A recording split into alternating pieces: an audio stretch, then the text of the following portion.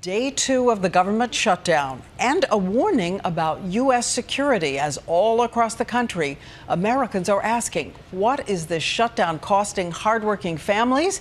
And is it really putting the country at risk? ABC senior national correspondent now, Jim Avila.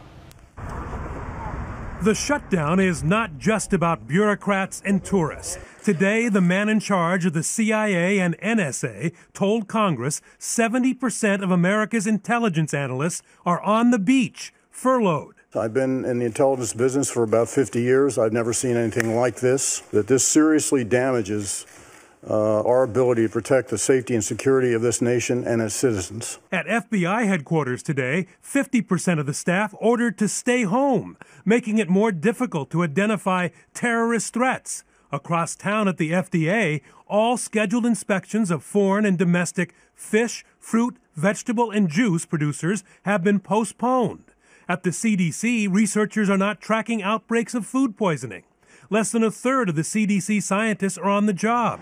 One official telling ABC News it's mind-blowing that our world-renowned scientists can't look at their BlackBerries today.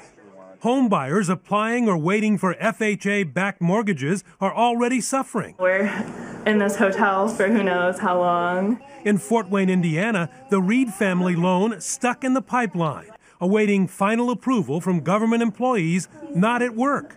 Critical social programs such as WIC, which provides 9 million moms with money for infant formula and baby food, have been deemed non-essential. How am I supposed to get the extra $200 a month to pay for formula? And Head Start is beginning to shut down across the country.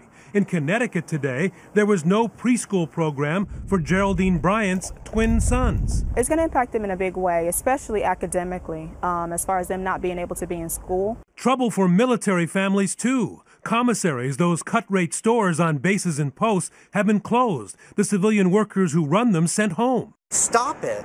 Just stop it. Across the country, frustration at those in Congress shutting down the government to make a political point. Government shutdown is ridiculous. It's GOP obstructionism in its purest form. It's a crime, and I'm sure most of it is the Tea Party. You guys need to sit down, earn a living by doing what we sent you to Washington to do. Plenty of disgust across the country, and in fact, this is having a broad impact on the American economy.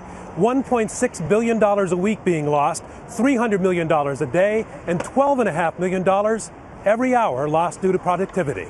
Diane? Every hour. Thank you, Jim. And we do want to know more of what you want to tell Washington. So send us an Instagram video with the hashtag #TellWashington.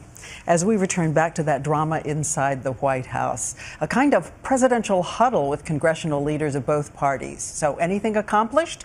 ABC's chief White House correspondent Jonathan Karl now with the latest on what he's hearing. John. They met for over an hour in the Oval Office, Diane, but accomplished nothing.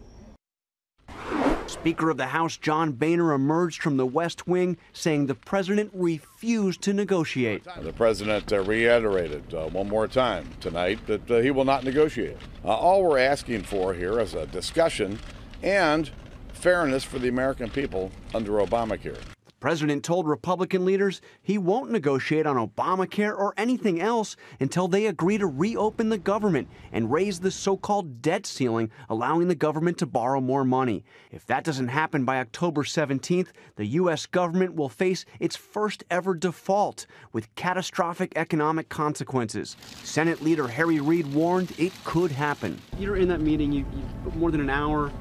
What is your sense? How real is the danger that the country may default? I think that it looks like these people are headed where they want to go.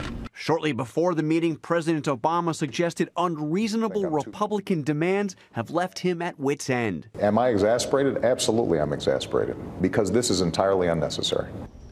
Tomorrow will be day 3 of the government shutdown with no end in sight as the even bigger problem, a possible government default, looms larger than ever. Diane? Okay, Jonathan Karl reporting at the White House tonight.